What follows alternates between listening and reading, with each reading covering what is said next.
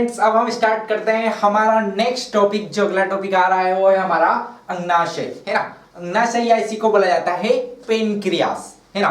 तो अपन ने देखा था कि यार जो पेनक्रियास थी वो हमारे ग्रहणी वाले भाग के कहीं पास में थी, है ना। कल एक डायग्राम बनाया था अपन ने आगे वाली वीडियोस में, उसमें देखा था आपने कि हमारी यू आकार की जो ग्रहणी थी वहां पर हमारा ये जो पेनक्रियास था, है ना, ऐसा कुछ एक लीफ जैसा, एक पत्ती जैसा स्ट्रक्चर बनाया था ना अपन ने। ये देखो पत्ती जैसा लग रहा है ना। ये यहां से कहां खुलता है, हमारे ग्रहणी वाले भाग में। अब देखते हैं कि क्या होता है कि यह एक प्रकार की हेटेरोक्राइन ग्रंथि है। क्या बोला है? हेटेरोक्राइन, है ना। हेटेरो मतलब होता है डिफरेंट, है ना। डिफरेंट मतलब कि दो अलग अलग चीजें। अब यार आप बोलोगे सर हेटेरोक्राइन और दो अलग अलग चीजें, तो ये क्या होता है? तो ये वो होता है कि यह एंजाइम के साथ साथ हार्मोन्स का भी क्या करती है? स्त्रावण, है ना। कि अगर ये एंजाइम तो बनाती है बट उसके अलावा साथ में हार्मोन्स भी बनाती है ना। अब यार एंजाइम और हार्मोन का दोनों का अलग अलग फंडा है ना। क्या फंडा है कि जो एंजाइम होते हैं ना वो खुद नलिकाओं द्वारा जिस स्थान को जरूरत होती है वहां पर उनको पहुंचाया जाता है, बट हॉर्मोन्स के लिए ये सुविधा उपलब्ध नहीं है ना। अब यहां क्या हो गया, एंजाइम और हॉर्मोन्स के बीच में ना हमारे नेचर ने पार्शियलिटी कर ली, है ना। क्या पार्शियलिटी कर ली? उन्होंने बोला कि एंजाइम के लिए तो हम अलग से एक सिस्टम बनाएंगे पूरा, जिसके थ्रू एंजाइम वहां पर जाएंगे और अपना कार्य करेंगे। बट हॉर्मोन्स के लिए उन्होंने क्या बोल दिया? उन्होंने बोला कि जो भी हॉर्मोन्स बन रहा है उसको हम क्या करेंगे, हमारी जो रक्त नलिकाएं होती है उनके अंदर प्रवाहित कर दिया जाएगा, है ना। फिर जिस जगह पर उसकी जरूरत लग रही है उस हार्मोन की, वो वहां पर अवशोषित कर लिया जाएगा और फिर उसका कार्य कर लिया जाएगा, है ना। तो ये जो हमारी अंगनाशय है, हमारी जो पेनक्रियास है, वो हेटेरोक्राइन ग्रंथि है। ग्रंथि मतलब किसी ना किसी चीज को बनाने का कार्य करती है ना। तो अब ये किसको किसको बना रही है? तो भाई ये एंजाइम्स को भी बना रही है और ये हार्मोन्स को भी बना रही है ना। इसी के लिए इसको बोलते हैं हम हेटेरोक्राइन, है ना। एक प्रकार की हेटेरोक्राइन ग्रंथि है। अब ये जो होता है इस हेटेरोक्राइन को बोला जाता है अंतःस्रावित और बाह्यस्रावित, है ना। मतलब जो अंदर, है ना, नलिकाओं के अंदर कौन हो गए? एंजाइम्स, तो अंतःस्रावित, है ना। और नलिकाओं के बाहर मतलब हमारे रक्त के अंदर बाह्यस्रावित, है ना। उसको क्या बोलोगे? वो हमारे हार्मोन्स, है ना। उसी वाली कंडीशन को बोला जाता है हेटेरोक्राइन। ठीक है, हो गया क्लियर? अब अपन नेक्स्ट देखते हैं। पहले अपन इस आकृति को देखते हैं, है ना, इस पेनक्रियास के स्ट्रक्चर को देखते हैं, उससे अपन को बहुत सारी चीजें क्लियर हो जाएगी। अब मेरा बोलने का ये है कि ज्यादा से ज्यादा डायग्राम और फ्लो चार्ट पे फोकस किया करो। ऐसा क्यों करना है? क्योंकि क्या होता है कि ये वो चीजें हैं जिसकी वजह से अपन किसी चीज को लॉन्ग टाइम तक याद कर सकते हैं, है ना, लॉन्ग टाइम तक याद रख सकते हैं, है ना। कैसे? अब देखो, सबसे सिंपल से आप देखोगे तो बोलोगे ये पत्ती जैसा आकार है इसका, इसके 1 2 3 और 4, है ना, 4 भाग होते हैं। कौन कौन से? तो भाई नॉर्मली अगर कोई भी चीज है, जब अगर आप आगे वाली हायर क्लासेस में आओगे, जब आप डॉक्टरी करोगे मतलब एमबीबीएस, उस टाइम क्या होगा, ये सारे पार्ट्स किसी भी चीज के होंगे, है ना। मतलब अगर कोई बोन भी है, कोई हड्डी भी है, तो उसका हेड होगा, उसकी नेक होगी, उसकी भी एक बॉडी होगी और उसकी एक क्या होगी? टेल, है ना। हमारे भी ऐसा है क्या? अरे है ना, हमारा हेड है, हमारा नेक है, हमारी बॉडी है, बट एक चीज नहीं है, टेल, है ना। तो वो क्या हो गई, हमारे अंदर अवशोषित हो गई, है ना। कल पढ़ा था ना अपन ने अपेंडिक्स, है ना। इससे पहले हमने देखा था कि अपेंडिक्स जो होता है वो अवशेषीय अंग होता है ना, वेस्टिजियल ऑर्गन। हमारे अंदर वो टेल भी जो थी ना उसका कोई कार्य रहा ही नहीं, है ना। अबे अब अगर आप देखोगे जिनकी भी टेल है तो उसका कहीं ना कहीं यूज करते हैं, बट हमारा उसके यूज जो था वो पूरा खत्म हो चुका था, उसका उपयोग हम कर नहीं रहे थे, इसके लिए नेचर ने उसको गायब कर दी, है ना। ठीक है, तो ये जो पेनक्रियास होती है ना उसके 4 भाग कौन कौन से? उसका हेड, उसका नेक, उसकी बॉडी और उसकी टेल, है ना। अब ये देखो लीफ पत्ती जैसा, ये वेनलेट्स दिख रही है, ये ऐसे ऐसे ऐसे, है ना, ये वेनलेट्स नहीं है, ये क्या है, नलिका है ना, किसके अंदर है, ये अंडाशय के अंदर। क्या होता है कि यह एक पाचन ग्रंथि है, पता ही है, क्योंकि क्या करेगी ये, अरे अंडाशय रस आएगा ना, वो क्या करेगा, पाचन करेगा, है ना। ये जो एंजाइम है ना, वो किसका कार्य करेंगे, पचाने का, जो हमने भोजन ग्रहण किया है। अब क्या होता है कि जो कि अपना स्त्रावण आहार नाल के, अब देखो ये क्या है, पाचन ग्रंथि है, तो ये जो अपना स्त्रावण है ना, वो आहार नाल के कौन से वाले भाग में करेगी, तो मैंने बताया था कि यू आकार की जो हमारी ग्रहणी है ना, उसी के अंदर ग्रहणी वाले भाग में क्या करेगी, स्त्रावित करेगी, है ना।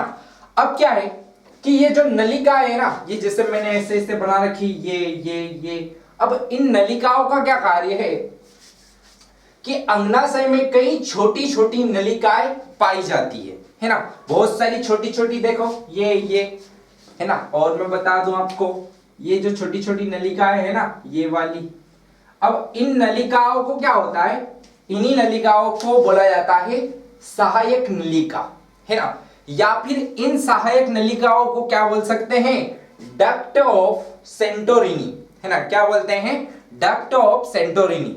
अब यार ये सेंटोरिनी तो एक प्लेस का नाम है ना, एक बहुत अच्छी प्लेस है, सर्च करना यूट्यूब पे तो पता चलेगा। अब एक्चुअली में ये उस प्लेस का नाम नहीं दिया है, ये उस साइंटिस्ट का नाम दिया है जिसने इसकी डिस्कवरी करी है, या फिर इसके ऊपर कोई वर्क करा है, कार्य करा है ना। इसी के लिए इस डक्ट को, इस सहायक नलिकाओं को क्या बोला जाता है, डक्ट ऑफ सेंटोरिनी, है ना, डक्ट ऑफ सेंटोरिनी या फिर सहायक नलिका कहा जाता है ना। अब हम देखते हैं कि ये जो डक्ट ऑफ सेंटोरिनी है, ये मिलकर क्या करती है, एक मुख्य अंडाशय नलिका बनाती है। देखो ये यहां से मिली, यहां से मिली, यहां से मिली, यहां से मिली, मिल के सारी की सारी इस एक मेन वाली, जो मुख्य वाली है, मुख्य अंडाशय नलिका का निर्माण करती है, बनाती है ना। अब क्या होता है कि ये जो मुख्य अंडाशय नलिका है, ये इस साइड से आई, है ना, और यहां से हमारा एक यू आकार का वो है, क्या है, अरे भाई ग्रहणी है ना हमारी यू आकार की, इस ग्रहणी से आने से पहले यहां पर एक और चीज से मिलेगी, ये किससे, अरे हमने यकृत पढ़ा था ना, हमारा लीवर, वहां से भी तो आएगा जूस, और वो दोनों यहां पर मिक्स होके कहां पे जाएंगे, हमारे ग्रहणी वाले भाग में, ठीक है। अब क्या होता है कि इस अंडाशय के जस्ट जो आगे वाला सिरा होता है ना, मुख्य अंडाशय नलिका के सिरे पर, है ना, सिरे पर क्या होता है, एक ढक्कन जैसा स्ट्रक्चर। मैंने आगे भी बताया था कि कहीं जगह अपन ने स्प्रिंटर देखा था, कहां कहां पर देखा था बताओ जरा, है ना। देखो अभी तक अपन 3 स्प्रिंटर देख चुके हैं, है ना। मैं जगह बता देता हूं, उनके नाम जो है आप वीडियो के नीचे कमेंट करके बताना, है ना। कहां, एक तो हमारी जो आहार नाल नहीं, हमारी जो ग्रसिका थी वो और आमाशय के बीच में, दूसरा हमारा आमाशय और इस ग्रहणी के बीच में।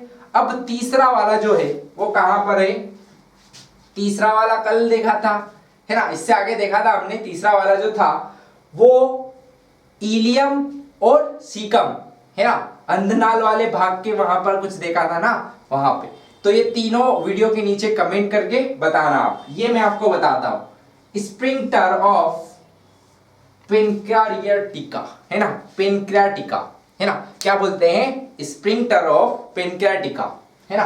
क्या होता है कि जो मुख्य अंडाशय नलिका के सिरे पर क्या होता है, उसको रोक के रखने के लिए, अरे यार ऐसा तो है नहीं कि आप 24 आवर खाना ही खाते रहोगे, है ना, जानवर तो है ही नहीं, है ना, इंसान है ना, तो इंसानों जैसी हरकतें करेंगे। हाँ, तो वही चीज है कि ये जो स्प्रिंटर है ना, उसको क्या करता है, जो अंदर जो रस बना रही है हमारी पेनक्रियास, हमारा जो अंडाशय है, वो उसको क्या करता है, संजो कर रखता है ना, संयोजित करके रखता है कि जब उसकी आवश्यकता होगी तभी ये ढक्कन यहां से खुलेगा और ये हमारे ग्रहणी वाले भाग में आएगा, और हमने जो भोजन ग्रहण किया है उसको पचाने में हेल्प करेगा, सहायता करेगा, ठीक है। अब हम देखते हैं कि हमारा जो अंडाशय है, हमारी जो पेनक्रियास है, उसके 2 भाग होते हैं, है ना। 2 भाग कैसे कैसे, एक भाग जो केंद्र पे है, देखो जो ब्लू ब्लू कलर का बना रखा है मैंने, है ना, और दूसरा भाग जो साइड में है ना। तो दो भाग होता है, एक केंद्र वाला और एक बाहरी वाला, है ना, एक बाहर वाला, है ना। तो अब क्या होता है, इन दोनों भागों को अलग अलग इसके लिए बोला है कि क्या होता है कि जो बाहर वाला भाग होता है ना, ये बाहर वाला भाग, वहां पर पेनक्रियाटिक एसिनी, क्या, पेनक्रियाटिक एसिनी पाई जाती है ना। अब इन पेनक्रियाटिक एसिनी का क्या कार्य होता है वो भी देखेंगे। और क्या होता है, ये जो मध्य वाला, जो केंद्र वाला भाग है, ये जो केंद्र वाला भाग है ब्लू ब्लू कलर का, इसी को बोला जाता है स्लेट्स ऑफ लैंगरहैंस। क्या बोला है, स्लेट्स ऑफ लैंगरहैंस, है ना। इसको भी देखेंगे। पहले अपन ये देखते हैं कि जो ये बाहर वाला, ये जो ब्लैक ब्लैक कलर की मैंने जो फूल बना रखे हैं ना, ये फूल नहीं है, क्या है ये, पेनक्रियाटिक एसिनीज, है ना। अब ये जो पेनक्रियाटिक एसिनीज होती है, इनका क्या कार्य होता है वो देखेंगे। अब क्या होता है, ये हमारे अंडाशय के बाहरी वाले भाग में पाई जाती है और क्या करती है, ये एक्सोक्राइन होती है। क्या होती है, हेक्सोक्राइन, है ना। हेक्सोक्राइन का मतलब, हेक्सो मतलब बाहर होता है ना। तो ये क्या होती है, बाहरी स्त्रावी, है ना। अब यार स्त्रावी है, बाहरी स्त्रावी है, तो किस चीज का स्त्रावण हो रहा है वो देखेंगे। तो ये जो होती है हमारी पेनक्रियाटिक एसिनीज, वो एंजाइम का स्त्रावण करती है, जिसका, एंजाइम्स का, है ना। और इन एंजाइम्स का उपयोग हम कहा करते हैं, पाचन के लिए, है ना कि हम हार्मोन्स का यूज करेंगे, है ना। हार्मोन्स का यूज नहीं किया जाएगा, है ना। ये जो एंजाइम्स है, इनका हम यूज करेंगे हमारे भोजन को पचाने के लिए, है ना। तो क्या होता है कि जो पेनक्रियाटिक एसिनी होती है, वो हमारे अंडाशय के बाहरी साइड पाई जाती है। ये जो होती है हेक्सोक्राइन होती है, बाह्य स्त्रावी होती है, और किसका स्त्रावण करती है, तो एंजाइम्स का। वो जो एंजाइम होता है ना, उसको कहां स्त्रावित कर दिया जाता है, अंडाशय रस के अंदर या फिर पेनक्रियाटिक जूस में, है ना। फिर ये पेनक्रियाटिक जूस जो होता है ना, किसके बाद कहा जाएगा, ये तो आपकी पेनक्रियाटिक एसिनी थी, वो सारी एसिनी, जैसे ऐसा कुछ बताया था ना मैंने, याद कर रो, ऐसी थी, है ना। अब ये नलिका है, मान लो यहां बाहर है ना। तो यहां से ये क्या है आपकी डक्ट ऑफ सेंटोरिनी, बताया था ना कि इन सहायक नलिकाओं के द्वारा वो कहां पे आ जाएगी, मुख्य अंडाशय नलिका में, और वहां से फिर ये कहां ले जाई जाएगी, हमारे यू आकार के ग्रहणी वाले भाग में। आया है ना समझ में, क्या है। अब फ्लो चार्ट याद करो, है ना। क्या था सबसे पहले, पेनक्रियाटिक एसिनी कहां पाई जाती है, बाहर वाले भाग में। किस तरह की होती है, तो हेक्सोक्राइन होती है, बाह्य स्त्रावी होती है। अगर स्त्रावी है तो किस चीज का स्त्रावण करेगी, तो एंजाइम्स का। उस एंजाइम को क्या बोला जाएगा, पेनक्रियाटिक जूस या अंडाशय रस। ये अंडाशय रस डक्ट ऑफ सेंटोरिनी के थ्रू कहां पर जाएगा, हमारी मेन जो पेनक्रियाटिक डक्ट है, हमारी जो मुख्य अंडाशय नलिका है उसके अंदर, वहां से फिर स्प्रिंक्टर ऑफ पेनक्रियाटिका, है ना, बोला था ना कि उसके सिरे पर स्प्रिंक्टर ऑफ पेनक्रियाटिका होता है, उसके द्वारा कहां जाएगी, वो हमारे ग्रहणी वाले भाग में, है ना। आ गया समझ में। अब अपन केंद्र वाले भाग पे आते हैं। केंद्र वाले भाग पे जो होता है स्लेट्स ऑफ लैंगरहैंस, है ना, स्लेट्स ऑफ लैंगरहैंस।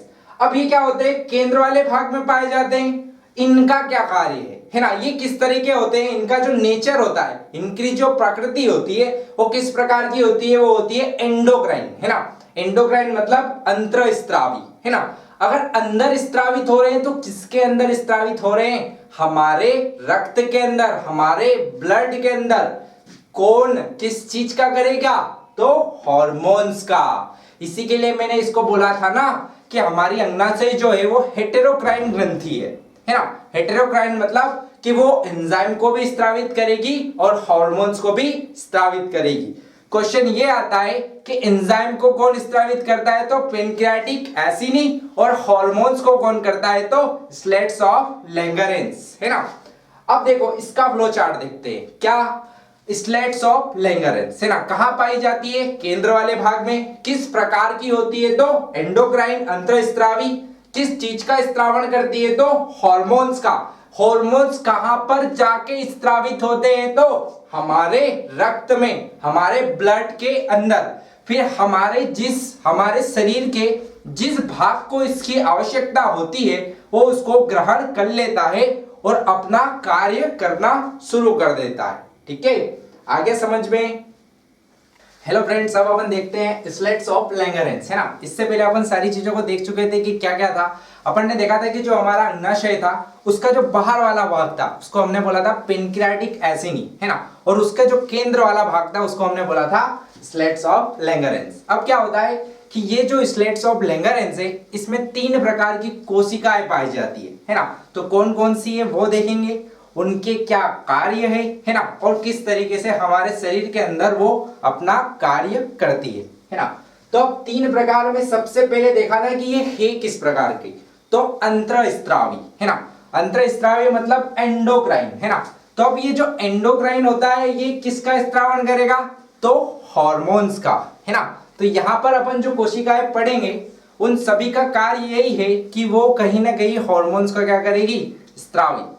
तो उसमें अपन सबसे पहली वाली देखते हैं अल्फा सेल, है ना। 2 और कौन कौन सी है, एक है बीटा और एक इसको डेल्टा या फिर गामा सेल्स, दोनों ही बोल सकते हैं, है ना। तो अब पहला वाला है अल्फा सेल। अब इस अल्फा सेल जो होती है वो एक जो हॉर्मोन्स होता है उसको बोलते हैं अपन ग्लूकेगोन, है ना, उसका स्त्रावन करती है हमारे शरीर के अंदर। अब ये जो ग्लूकेगोन है इसका क्या काम है ना। तो इसका काम ये है कि जिसे आप भोजन ग्रहण करते हो, है ना, उससे क्या होगा, उसके अंदर जो न्यूट्रिशन है उसको आपने अवशोषित किया। अब उसमें बहुत सारी चीजें होती है, कार्बोहाइड्रेट, प्रोटीन, फैट्स, है ना। अब क्या है उसमें भी ये जो ग्लूकेगोन है अब कहीं ना कहीं एक तो ग्लूकोज का फॉर्म है ना। तो आपके ब्लड के अंदर जो शुगर का लेवल है ना, अपन खाना क्यों खा रहे हैं, तो एक मेन काम वो है कि उससे हमको क्या मिले, एनर्जी, ऊर्जा, है ना। तो उस एनर्जी के लिए अब वो एनर्जी आपको कहां पे मिलेगी, तो ब्लड के अंदर। तो ये ग्लूकेगोन का क्या कार्य है कि ये हमारे ब्लड के अंदर जो शुगर है उसके लेवल को क्या करता है, बढ़ा देता है ना। अगर हमारे शरीर के अंदर ग्लूकोज मतलब हमारे ब्लड के अंदर जो ग्लूकोज का लेवल है वो बराबर रहे, है ना, तो ये जो कार्य कर रहा है उस वाले कार्य को बोला जाता है हाइपर ग्लाइसेमिया, है ना। ग्लाइसेमिया मतलब हाइपर मतलब होता है ज्यादा, उसको बढ़ा देना, और ग्लाइसीमिया मतलब किसको, ग्लूकोज के लेवल को, है ना। अरे ग्लूकोज ही तो है एनर्जी का फॉर्म, अरे है ना, C6H12O6, है ना।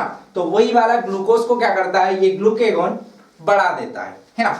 यहीं पे क्या होता है, इसका एक और भाई है ना, जिसको हम बोलते हैं इंसुलिन, है ना, बीटा सेल। अब ये दोनों क्या है, दोनों बहुत खराब है, मतलब इनके रिश्ते अच्छे नहीं है, तो इनके बीच में लड़ाई होती रहती है। और एक क्या काम करते हैं, ये एक दूसरों के अपोजिट कार्य करते हैं, है ना, विरोधी है। मतलब ये बोलता है कि मैं खाना खाऊंगा, तो ये बोलता मैं नहीं खाऊंगा, है ना, वो वाली कंडीशन। अब क्या होता है कि ये जो हमारी बीटा कोशिका होती है, जो बीटा सेल्स होती है, वो किसको स्त्रावित करती है, इंसुलिन को। अब ये इंसुलिन क्या करता है, जहां पर ग्लूकेगोन इंक्रीज कर रहा था, बढ़ा रहा था, वहीं पे इंसुलिन जो होता है ना, ब्लड शुगर लेवल को क्या करता है, डिक्रीज, कम करता है ना। मान लो भोजन खाया और जितनी आपको शुगर चाहिए उतनी तो मिलेगी, उसके अलावा जो ज्यादा वाली होती है उसका क्या काम है ना।